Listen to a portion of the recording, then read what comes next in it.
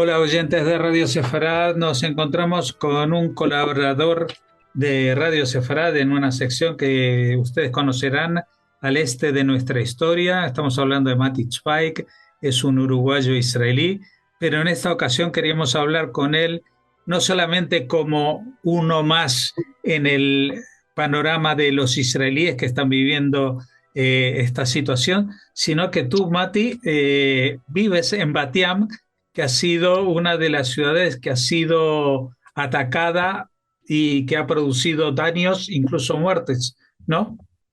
No, yo no vivo en Bat Yam, pero tengo amigos y parientes en Bat Yam y vivo a unos 60 kilómetros al norte. Mis parientes he hablado con ellos también porque es terrible. O sea, no es solo que ha caído un misil y que ha habido muertos, sino que estamos hablando de un ataque en el que se han dañado nada más y nada menos que 61 edificios. O sea, es 61 un... edificios eh, solo en Bat Yam o en toda Israel. solo en Bat Yam. Es decir, algunos que tienen pocos daños, algunos que tienen digamos, la onda expansiva, que se han caído todas las ventanas, roto cosas y pedazos en estacionamientos, y bueno, con todo lo que significa eso de peligrosidad para el que pasa por ahí o el que estaba ahí. Sino que de esos 61 edificios, 10 edificios, entre 9 y 10 edificios, cuando termine toda esta guerra va a tener que ser totalmente sacado de los escombros y vuelto a construir de cero. Eso solo en Batián. Claro, es decir, que si sumamos a eso los impactos que han habido en otras localidades, ya el daño es muy grande, ¿no? Es muy superior a todo lo que se había vivido, incluso con misiles desde el Líbano o desde Hamas. La verdad que, bueno, sí, pero no, porque en el 2006, en la Segunda Guerra del Líbano, hubo más de 110 muertos.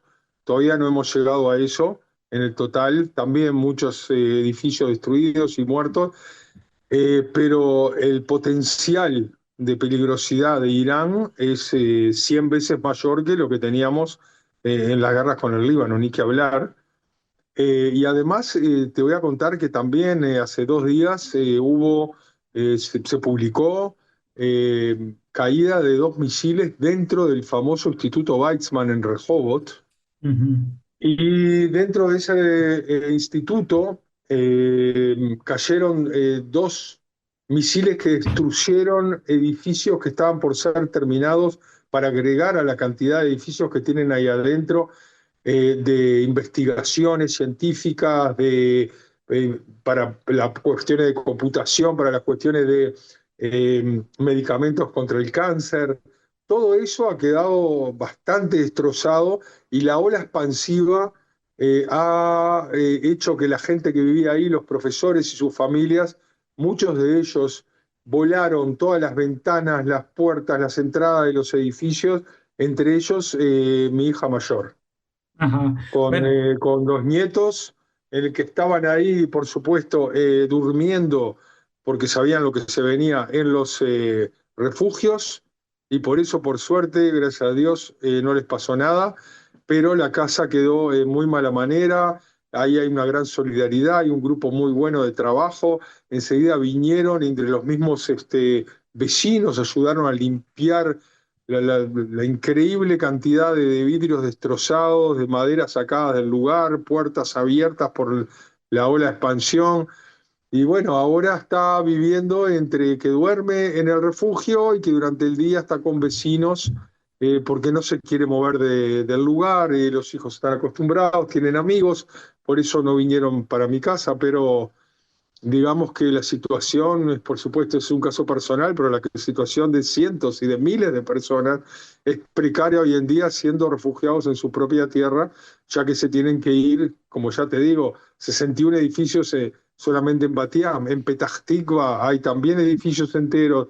Ayer en un moshav al lado de Kiryat Gat, en Kiryat Gat mismo, en Haifa, a 500, 600 metros donde vive mi hija pequeña, también cayeron y hubo incendios.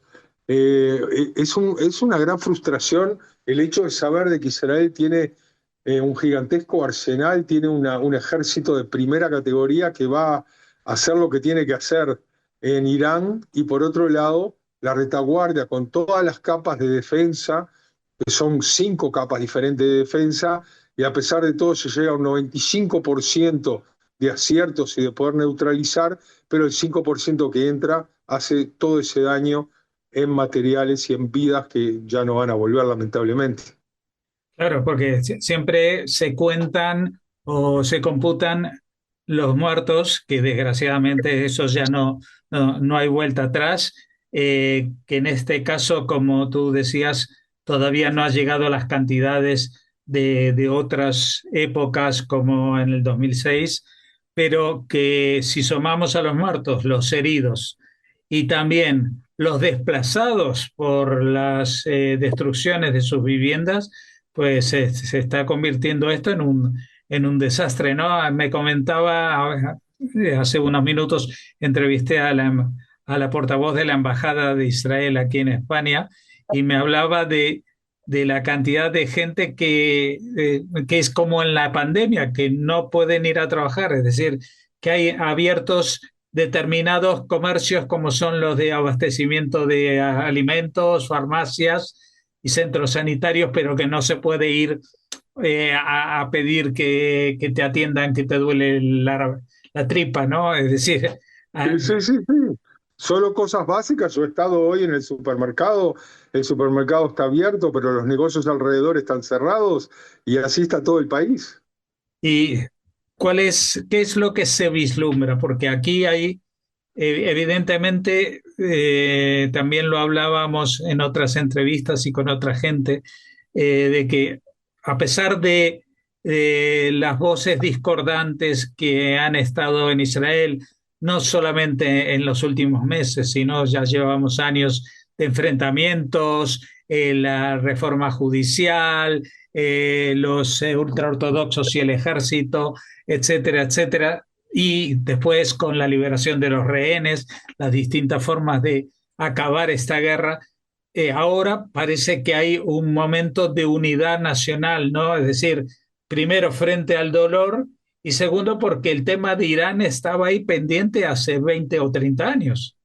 Es muy cierto lo que decís, pero quiero hacer una acotación que tiene que ver con la impronta política interna. Y es que, como bien decís, todos esos temas que han estado dividiendo durante años a la sociedad israelí, y de cualquier manera lo que sucede es que la gente está en consenso respecto a lo que sucede frente a Irán. Es decir, hay que entender, la gente sigue teniendo las mismas diferencias políticas, pero el consenso frente a Irán se acerca al 90% de positivo, y no importa quién esté al mando del país. Es decir, si van a haber, no sé, elecciones y luego va a cambiar el mando del país, la gente ya hace años que entiende de que el hecho de tener que poder sacarnos de encima de nuestra cabeza esa nube de preocupación llamada amenaza nuclear contra Israel, la tenía que haber llevado a cabo cualquier gobierno. Y entonces, por eso, por supuesto, la gente que está a favor del primer ministro habla de que solo él podía haber tomado esa decisión. Yo tengo mis dudas, si no lo hizo, tal vez de alguna manera por estar un poco como un boxeador en el ring contra las cuerdas, y fue parte de su decisión. De cualquier manera, desde el momento que se decidió, todo el mundo está atrás de esto, a pesar del dolor, a pesar de las muertes, entendiendo de que cualquier cosa que pase, incluso si se termina la guerra dentro de 5 minutos, ya la situación va a estar mucho mejor que hace unos días atrás, en los cuales tenían casi bombas atómicas preparadas para enviarlas a nosotros o para realmente amenazarnos durante años y años. Uh -huh. Así que desde ese punto de vista, sí, hay unidad en cuanto a la acción, no unidad falsa y de las divisiones políticas internas. Ahora, ¿existe esa posibilidad real? Es decir, hemos visto que acciones realmente casi de Hollywood de Israel con el Mossad, disparando los drones desde el propio territorio iraní. Hemos visto acciones muy coordinadas en la eliminación de las cabezas principales del proyecto, tanto atómico como en el plano militar.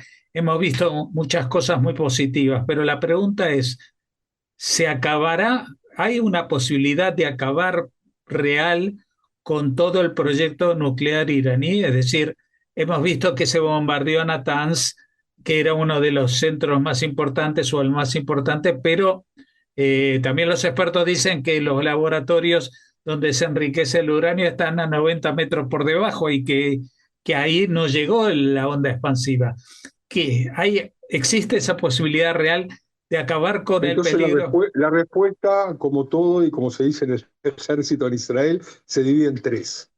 La primera parte es que si en los próximos días, a pesar de todos los movimientos geopolíticos y charlas entre los grandes líderes como Putin, Trump, etcétera, Xi Jinping, si no se van a arreglar para imponer un final a todo esto, o es decir, si lo ponemos en tiempo, si esto se alarga más de 5, 6, 7 días, hay una real posibilidad de que el ejército de Estados Unidos traiga los grandes bombarderos B-52 y todo lo que tiene, que realmente entran docenas de metros por debajo de la tierra, y ayuden a Israel a profundizar el daño que se le hace a Natanz, a Isfahan y a Fordow y todos los lugares que están realmente en estados avanzados de desarrollo para llegar a las bombas nucleares. Si eso no se va a dar, es decir, que se van a llevar unos días más de las trifulcas, terribles trifulcas que tenemos estos días, en las cuales docenas o cientos de aviones van y tratan de destrozar lo máximo posible para debilitar al régimen de la parte de vista de desarrollo nuclear, de los depósitos de armas, de los depósitos de misiles, etcétera, etcétera. Entonces lo que va a haber es un gran debilitamiento que les va a llevar mucho tiempo recomponerse, pero su proyecto teóricamente puede seguir. Y como tercero es que podría haber, tal vez, creo yo, si tuvieran un poco más de inteligencia, un linkage en el cual entre Trump y Putin dicen, vamos a aprovechar esta coyuntura para terminar la guerra de Rusia-Ucrania y la guerra entre Irán e Israel, e incluso imponerle a Israel una salida de Gaza, hacer un paquete en el cual todos les convenga parar y seguir a partir del punto en el que han llegado, que por supuesto en nuestro barrio no promete nada para los próximos 15, 20 o 30 años, sino que promete para el próximo año o dos. Claro, ese es el terrible problema también de la situación en Medio Oriente, que es tan volátil que siempre se dice, bueno, esto es la situación ahora, dentro de media hora todo puede cambiar, ¿no? Pero ahora, por lo Como si menos, fuera el comercio en el Medio Oriente. Vamos ahora, esto cuesta 100, yo ofrezco 10, el otro se ofende, me da 90, yo le digo 20, al final nos arreglamos a 50. Pero entonces nunca realmente se terminan de llegar a soluciones, sino que se posponen y lo que se dice manage conflicts, se van llevando adelante y dirigiendo los conflictos y no solucionándolos, lo que se ha hecho durante muchos años y aparentemente va a seguir así porque no se le ve un fin, a menos que caiga el régimen, y no se ve, a pesar de todo el wishful thinking, a pesar de todo lo que le encantaría a Israel, que el pueblo se esté levantando contra sus líderes en Irán a corto plazo, tal vez a mediano plazo.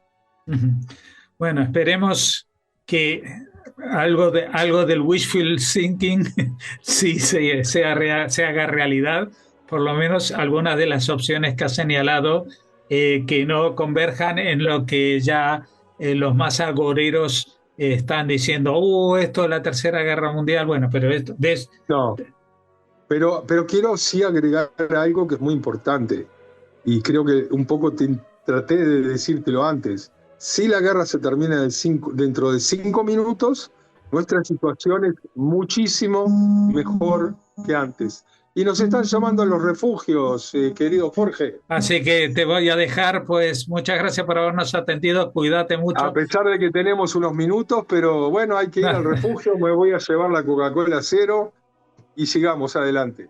Eso, seguir adelante. Muchas gracias por habernos atendido y corre para allí. Gracias y que haya paz y que paren de haber muertos israelíes y por supuesto de todos lados, pero primero que nada de nuestro país porque es muy, pero muy triste.